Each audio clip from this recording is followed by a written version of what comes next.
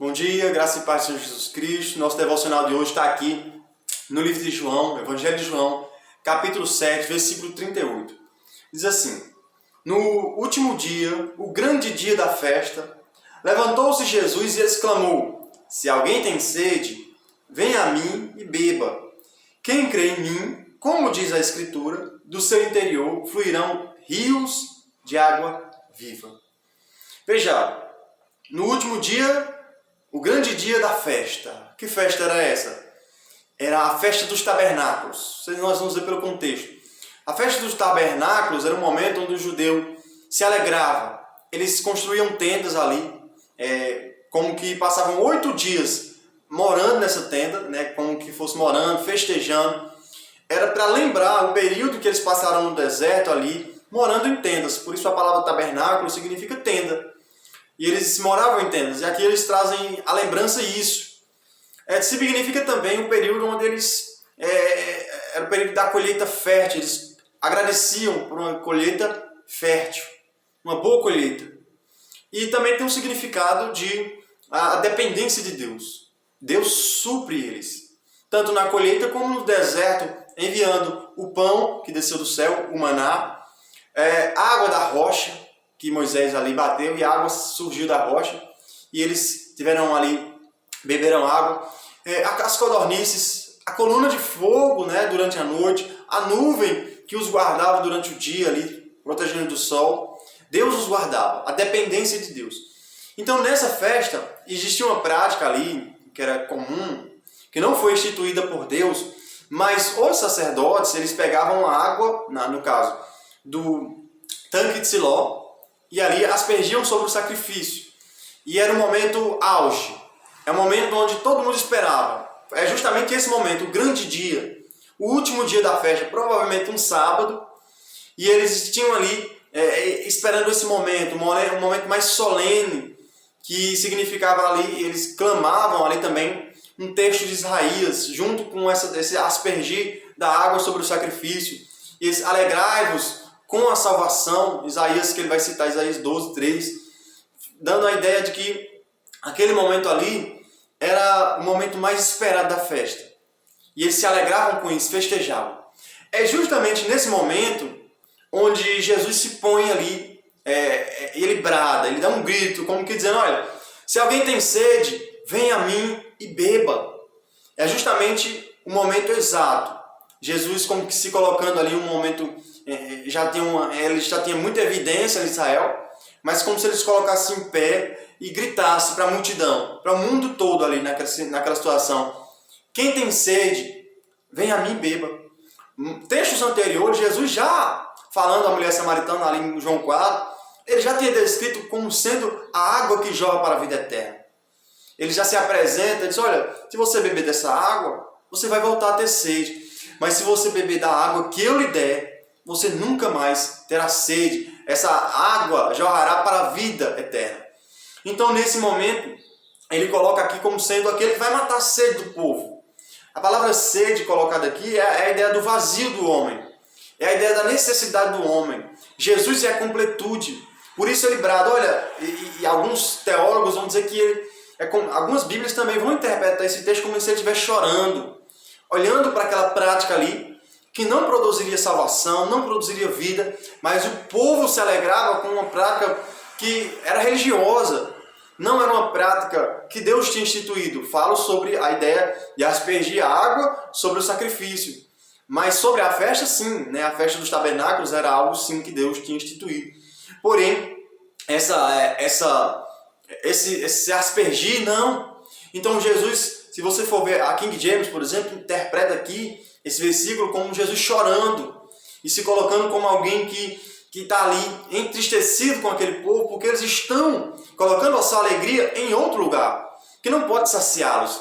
Então Jesus diz, olha, se você está com sede, venha a mim e beba. A sede aqui é a alma humana que está sedenta por perdão, sedenta por completude, por uma alegria verdadeira, uma alegria genuína, a alegria da salvação. E Jesus se coloca aqui como sendo o sentido da vida humana. Jesus se coloca aqui como sendo o verdadeiro pão que desceu do céu. Ele diz, olha, vossos pais, quem vos deu o pão, não foi Moisés, né?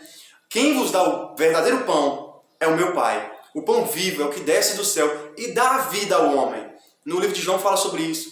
E é próprio Jesus que é o pão da vida, que traz vida, vida e abundância, vida eterna. E ele se coloca aqui para matar a sede ao sedento. Nós aprendemos aqui, e aplicando também a nossa vida, se você está sedento, angustiado, ansioso, depressivo, e o vazio do pecado, o vazio tem feito você correr atrás de cisternas rotas, tem feito você correr atrás de nuvens sem águas, e você tem buscado o seu alívio, e você tem buscado o seu refrigério, e você tem buscado satisfazer a sua sede com outras coisas. Eu vou dizer para você, você tornará a ter sede. Quanto mais pecado, você nunca se satisfaz. Você sempre vai buscar satisfazer a sua sede, bebidas, drogas, sexo ilícitos, coisas que não convêm. Você vai ver que essas coisas não saciam você. Jesus, vendo aquilo, ele diz, olha, se você está com sede da verdadeira água que jorra para a vida eterna, venha a mim e beba de graça da água da vida, como diz Apocalipse. Mas muitas vezes nós estamos se saciando, buscando saciar a nossa sede em algo que não vai matar verdadeiramente a sua sede. Por isso, nós vemos as pessoas em um ciclo vicioso de pecado. Final de semana após final de semana. Festas e mais festas. Curtição e mais curtição. E não há completude. Sempre o vício da droga, o vício das mulheres, do sexo ilícito, no caso. O vício leva essas pessoas a estarem sempre buscando mais e mais. E nunca se saciam. Veja, Jesus é essa fonte a jorrar para a vida eterna, para completar o homem. No versículo 38 ele diz assim, quem crê em mim, como diz a Escritura, do seu interior fluirão rios de água viva. Como que você bebe dessa água? Como que você se achega ao pão vivo que desceu do céu? A forma quem crê em mim, crendo em Jesus Cristo, por meio da fé, por meio da fé no Filho de Deus que você tem completude, que você receberá, sim, o Espírito Santo, como é o contexto aqui. Crer em Jesus Cristo, por meio da fé em Jesus Cristo. Sem fé é impossível agradar a Deus. E eu digo para você, a fé ela vem pelo ouvir e ouvir a palavra de Deus. Leia a Bíblia e assim você vai compreender, fortalecer a sua fé no Filho de Deus. Você precisa crer em Jesus Cristo. E ele continua, crê em mim, como diz a Escritura. Não é de qualquer forma. Você não crê em Jesus Cristo do seu jeito. Eu aprendi do meu pai, da minha avó, que ensinou a minha mãe, que me ensinou que eu devo crer na imagem de escultura. Errado. Como diz a Escritura, você precisa conhecer e prosseguir em conhecer o Jesus bíblico. Como diz a Escritura. Não como você aprendeu na tradição da sua família, não como você aprendeu muitas vezes sozinha, mas através da Escritura. Paulo diz a Timóteo, olha, Timóteo, cuida de ti mesmo e da doutrina, porque fazendo assim, salvará tanto a ti como os que te ouvem, dando a entender que a pregação do Evangelho, a mensagem bíblica é que traz salvação. Paulo também diz que o Evangelho é poder de Deus para a salvação de todo o que crê. Aqui nós vemos que é como diz a Escritura, como está prescrito na lei. Conheça Jesus através da Escritura. Leia os Evangelhos e ali você vai ter fé genuína, fé no Filho de Deus. E ele diz duas promessas, ele está aqui descrevendo, olha, do seu interior fluirão rios de água viva. Duas aplicações aqui. Primeiro, do seu interior você será uma bênção para você mesmo. Fluirá do seu interior amor, alegria, domínio próprio, mansidão. Fluirá do seu interior aqui rios de vida, rios de água viva. Você será uma bênção. As bênçãos de Deus vão fluir de você, porque você terá o Espírito Santo de Deus, como esse é o contexto aqui. E outra coisa, você será uma bênção para outras vidas. As pessoas ao seu redor vão ser abençoadas por você. A sua vida será uma bênção para outras pessoas. Você será uma carta viva de Cristo aqui nessa terra. Você abençoará seus parentes, suas famílias, seus irmãos, seus amigos no seu trabalho, na escola. Quando você crê genuinamente no Evangelho, você será um rio de vida, produzindo vida onde você passar, porque o Espírito Santo habitará em você. Esse é o contexto quando ele diz assim, olha, no 39. Isto ele diz com respeito ao Espírito que havia de receber os que nele crescem. Você receberá o Espírito Santo. Creia em Jesus Cristo. Creia em Cristo, como diz a Escritura, você receberá o Espírito Santo, que conduzirá você em toda a verdade.